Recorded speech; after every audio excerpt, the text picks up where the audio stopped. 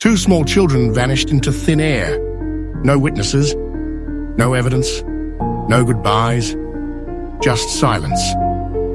In a quiet Nova Scotia town, a mother wakes up to find her children gone.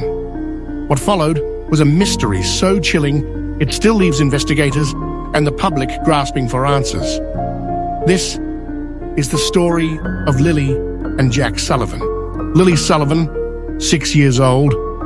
Jack Sullivan, just 4. Described as joyful, curious, and inseparable.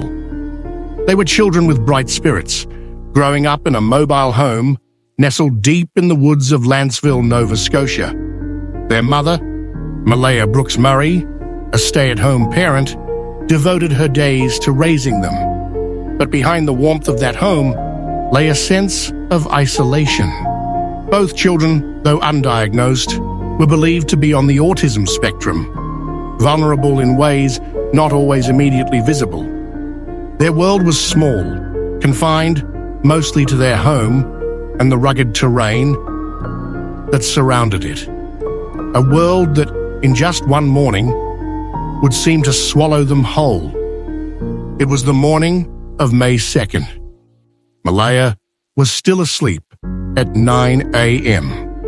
By the time she awoke, Lily and Jack were gone. No one saw them leave. No sound, no commotion, just a terrifying absence.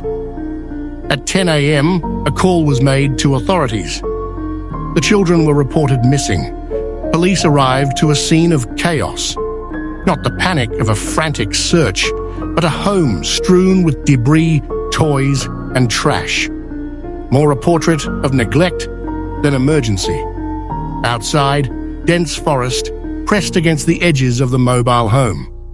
An unforgiving wilderness, now central to a desperate search. The initial theory seemed the most innocent, that the children had wandered off. The terrain, though unforgiving, was plausible enough. RCMP began a full-scale search.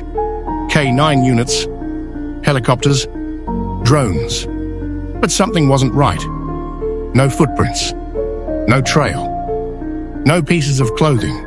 The children had simply disappeared. Then, the timeline began to shift.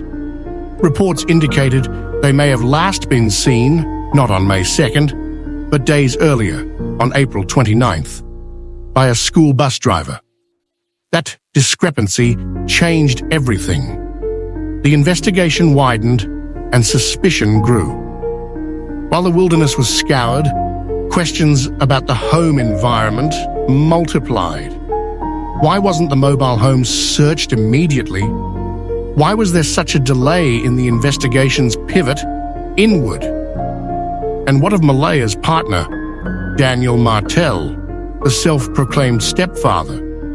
Following the disappearance, Malaya abruptly left the area. She cut ties with Daniel. Their statements to authorities were inconsistent, particularly about simple details like what the children were last wearing. Martel claimed the children wouldn't have left alone. Malaya seemed distant, neither behaved like grieving parents, many said, yet no definitive evidence linked them to wrongdoing, only shadows of suspicion. A key turning point came from analyzing something most would overlook: lost person behavior. Statistically, young children tend to wander in predictable ways, seeking shelter, leaving trace elements like clothing, food wrappers, or broken branches. But here, nothing. Not one sign. Experts reviewed 6 days of exhaustive search data and found no behavior patterns consistent with lost children. This strongly suggested they may never have left the home at all. 3 theories emerged, and only one held weight. First, the children wandered off, disproven by the utter lack of evidence. Second, they were taken by someone close. Malaya and Daniel's behavior fueled this possibility, but police couldn't prove it. Third, abduction by an outsider. The layout of the home made this chillingly possible. Gearlock Road is remote, secluded. A stranger could watch without being seen. RCMP considered an Amber Alert. Then, nothing. No alert was issued, no arrests, no bodies, just the sound of the wind in the trees, where two small voices once played. Today, Lily and Jack Sullivan remain missing. No remains, no conclusive evidence.